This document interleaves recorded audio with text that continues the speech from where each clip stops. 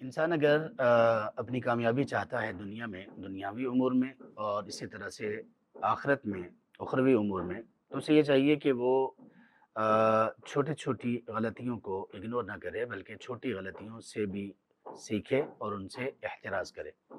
अल्लाह के रसूल सल्लल्लाहु अलैहि वआलिहि वसल्लम ने हमें ये तालीमात दी जहाँ पर कि हमें छोटी से छोटी नेकी को भी हक़ीर नहीं समझना चाहिए। इसके साथ-साथ ये भी है कि छोटे से छोटे गुनाह को भी हक़ीर नहीं समझना चाहिए। और यही माना बयान किया गया है सूरा अज़्ज़िलज़ाल की आखिरी आयत में, फ़मन यअमल मिथक़ाल ज़र्रतिन खैरन यरह व मन यअमल मिथक़ाल ज़र्रतिन शर्रन यरह, कि जो एक ज़र्रा बराबर भी बुराई करेगा, क़यामत के दिन उसे अपने नामे आमाल में देख लेगा। ये क्यों कहा गया? इसलिए कि हम ज़र्रा बराबर बुराई और शर से भी अपने आप को बचाने का एहतिमाम करें, इसको नज़रअंदाज ना करें। इसलिए कि चिंगारी मामूली सी होती है, जो कि बड़े-बड़े महल्लात को खाकस्तर कर देती है।